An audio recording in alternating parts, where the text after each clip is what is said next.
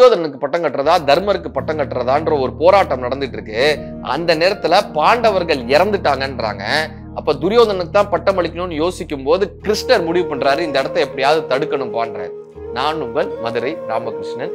வாழ்க்கையை சிந்தனையின் மூலமாக சிந்திப்பதுதான் இந்த நிகழ்ச்சியினுடைய நோக்கம். அப்ப கிருஷ்ணர் யோசிக்கிறாரு, என்னப்பா பண்ணலாம், இந்த இடத்த எப்படி இவனுடைய இதை தடுக்கலாம் அப்படின்னு யோசிக்கும் போது பகீரதனை பீமன் கொண்டுறாங்க.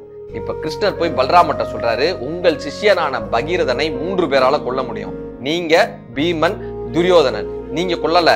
அப்ப பீமன் உயிரோட இல்ல, துரியோதனன் உங்களுடைய சிஷ்யனை கொன்னுட்டான், போய் என்னன்னு கேளுங்கன்றாரு. இப்ப பல்ராமர் பட்டமளிப்பு விழாக்கு போய் துரியோதனன்ட்ட ஏன் பகீரதனை கொண்டான்னு கேட்கிறாரு. துரியோதனன் 1 வருஷமா நான் இந்த அரண்மனை விட்டு வெளியவே போல, இது எங்க அம்மா மேல சத்தியம்னு துரியோதனன் சொல்றாரு. துரியோதனன் பகீரதனை கொல்லல, அப்ப பல்ராமரும் கொல்லல. அப்ப இந்த இடத்துல பீமன் தான் பகீரதனை கொன்றிருக்க வேண்டும். பீமன் பகீரதனை கொண்டிருக்கிறான் என்று சொன்னால் பீமன் உயிரோடு இருக்க வேண்டும். பீமன் உயிரோடு இருக்கிறான்னா மத்த 4 உயிரோடு இருக்காங்க. பஞ்சபாண்டவர்கள் உயிரோடு இருக்கும்போது துரியோதனனுக்கு பட்டமளிப்பு விழா நடக்கக்கூடாது என்று சொல்லி பட்டமளிப்பு விழாவை தடுத்து நிறுத்தப்பட்டது. இந்த இடத்தில் பேசியது 2, துரியோதனனும் பல்ராமரும். பேசாமல் பேசியது கிருஷ்ணர் என்ற சூத்திரதாரி.